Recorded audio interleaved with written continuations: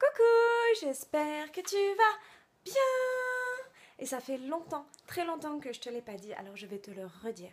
Tu es une personne incroyable, avec des capacités et des potentialités infinies qui ne demandent qu'à être exploitées. Alors forcément, quand je dis ça, ça fait un peu coaching motivationnel à l'américaine. T'es plus fort, tu peux y arriver, vas-y, fonce. Et peut-être que ça te semble faux, mais c'est véritablement ce que je pense à l'intérieur de moi. C'est véritablement ce que je crois profondément. Et ça peut sembler un petit peu peut-être prétentieux, mais c'est ce que j'ai appris à croire de moi-même également. J'ai développé aujourd'hui, je pense, une bonne estime de moi. Et je vais t'expliquer en quoi aujourd'hui ce que ça m'a apporté, ce que ça apporte en fait d'avoir une bonne estime de soi et peut-être t'aider à développer aussi une bonne estime de toi-même. Alors premièrement, ce qui me semble important de dire, c'est que les personnes qui ont une bonne estime d'eux-mêmes, en général, ont de meilleurs résultats dans la sphère professionnelle. Ils ont également des relations beaucoup plus profondes et sincères dans leur sphère sociale, et ils gèrent beaucoup mieux leurs émotions, ils ont des relations beaucoup plus saines euh, émotionnellement avec tout le monde autour d'eux. L'estime de soi, ça permet aussi de s'accorder de la valeur et du coup de mettre en place de bonnes habitudes, parce que lorsque tu t'accordes de la valeur, que ce soit ton corps physique, émotionnel ou ton intellect, lorsque tu accordes de la valeur à ta personne, tu vas pouvoir beaucoup plus facilement mettre en place des bonnes habitudes pour t'honorer, te nourrir correctement, dormir correctement, avoir une bonne activité physique, nourrir ton intellect correctement, gérer tes émotions correctement, parce que tu t'en donnes en fait le droit en fait. Tu t'aimes suffisamment pour ça. La deuxième chose que je voudrais mettre vraiment au clair, c'est que lorsque je dis une bonne estime de soi, ça ne veut pas forcément dire une très haute estime de soi, parce que avoir une trop haute estime de soi, c'est pas bon non plus. Une bonne estime de soi, c'est tout simplement une bonne estimation, c'est-à-dire qu'on se situe correctement en fait sur l'échelle de l'estimation de soi, qui peut aller de 1 à 100 si tu veux. Et voilà, et donc c'est savoir bien se situer, savoir bien connaître à la fois ses forces et ses faiblesses, connaître ses capacités et ses difficultés pour pouvoir justement être beaucoup plus proactif, beaucoup plus acteur en fait dans sa vie plutôt que réactif. Être beaucoup plus peut-être dans l'apitoiement parfois. Lorsqu'on a une mauvaise estime de soi, on va quelque part planifier son échec. Vous savez, c'est un petit peu la personne qui vient de rater son permis de conduire et qui dit de toute façon je le savais. Bah, évidemment, si tu avais prévu dans ta tête de le rater, ça t'a mis toutes les chances de ton côté pour le rater.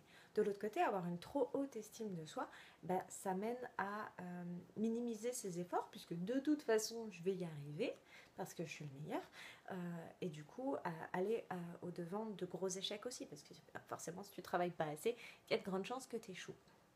Du coup, une bonne estime de soi, bah, c'est ça. C'est tout simplement savoir que oui, j'ai des difficultés dans certaines choses, mais ça va, mais pas se résumer à ces difficultés, pas se résumer à ces choses dans lesquelles on n'est pas bon, et du coup pouvoir progresser et puis tout faire bah voilà, pour apprendre, tout simplement, pour grandir, et connaître aussi ses forces, mais ne pas non plus se résumer à ses forces, pas se dire je suis le meilleur en tout, voilà, etc. Et du coup arrêter de travailler et, comme je l'ai dit tout à l'heure, aller au-devant d'échecs.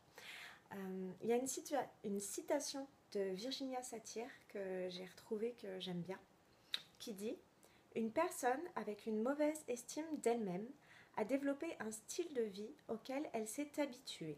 C'est comme un habit familier, il n'est ni beau ni confortable, mais il est là et on peut compter sur lui.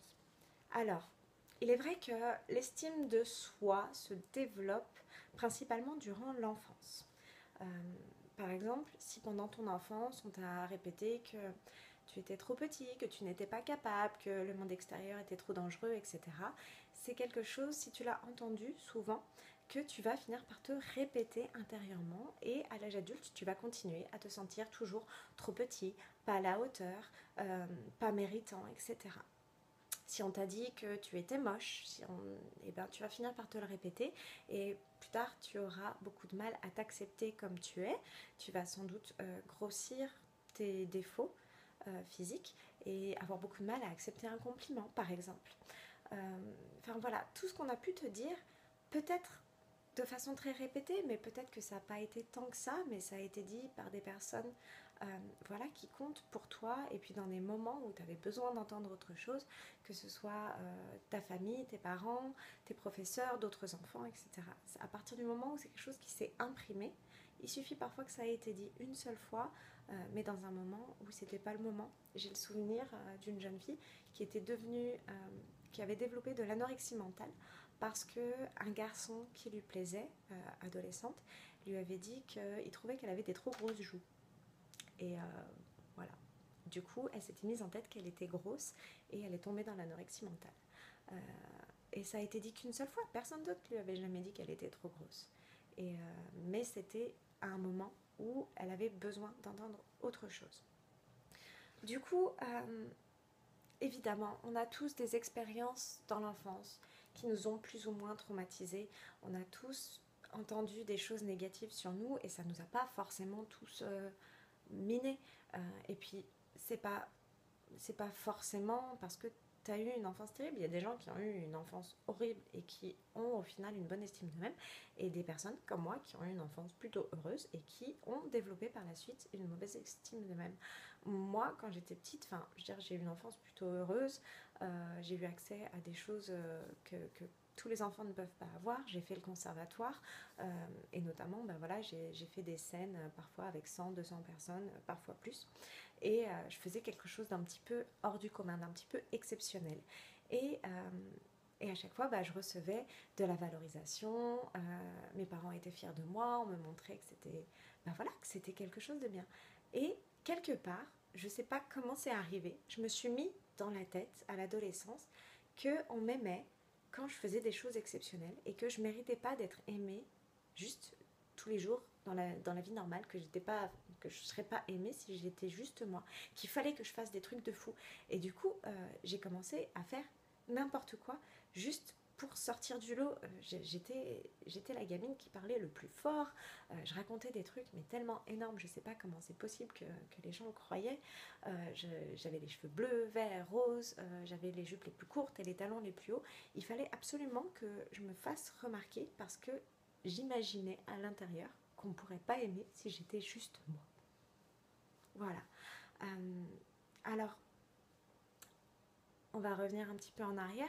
Le but, voilà, c'est pas de faire le constat de ce qui s'est passé pendant ton enfance, parce qu'on ne peut pas changer ce qui s'est passé pendant ton enfance, on ne peut pas changer ce que des personnes t'ont dit, on ne peut pas changer ce que tu as développé progressivement à l'intérieur de toi. Du coup, aujourd'hui, on va essayer de changer la communication interne, parce qu'on ne peut pas changer la communication externe, on ne peut pas changer ce que nous ont dit les gens jusqu'à aujourd'hui, mais on peut changer ce qu'on se répète à l'intérieur. Et du coup, il y a quelques outils qu'on retrouve dans différentes lectures, notamment il y a les affirmations positives. Pratiquer les affirmations positives et la visualisation, ça peut fonctionner. Moi, c'est pas quelque chose que j'ai fait beaucoup, mais je sais que ça fonctionne. Par exemple, si tu as l'habitude de te sentir tout petit et pas bien, ou devant ton patron, eh ben, il faut faire des affirmations positives. C'est-à-dire que dans ta tête, peut-être en état un petit peu altéré, peut-être en état de méditation ou d'auto-hypnose, il faut t'imaginer devant cette personne. Et non pas te dire négativement, je ne veux plus me sentir petit devant cette personne, mais te dire au présent, parce que le subconscient préfère le présent, il a du mal à comprendre le passé et le futur, te dire, lorsque je suis devant cette personne, je me sens à ma juste valeur, je me sens grand, je me sens intelligent, je me sens son égal. Tout simplement. Voilà, faire des affirmations positives, ça peut déjà beaucoup aider faire de la visualisation. Je disais tout à l'heure que si tu visualises ton échec, évidemment, tu vas droit à l'échec. Alors, il vaut mieux visualiser un accomplissement, visualiser la réussite, mais c'est important aussi de visualiser les efforts que tu vas faire pour réussir. Je reviens à ce que je disais avant. Voilà, ne pas se surestimer ni se sous-estimer, mais avoir une bonne estime de soi. Et là, je voudrais tout de suite, si ça te dit, faire un petit exercice d'amour-propre, en fait, tout simplement. Peut-être que ça fait très longtemps qu'il y a des choses que tu te répètes, que tu as entendues quand tu étais petit. Peut-être que ça fait très longtemps que tu penses que tu es moche ou que tu te vois gros. Ou peut-être que ça fait très longtemps que tu penses que tu es bête ou que tu es idiot ou que tu es pas assez intelligent ou que tu es pas assez fort ou que tu es trop sensible.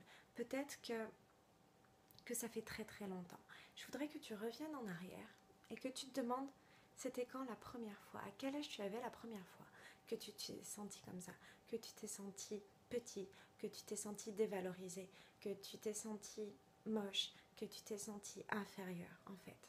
Et je voudrais que tu visualises devant toi cet enfant, ce toi à cet âge. Peut-être que c'était à 6 ans, peut-être que c'était à 10 ans, peut-être que c'était encore plus jeune ou peut-être que c'était pendant ton adolescence.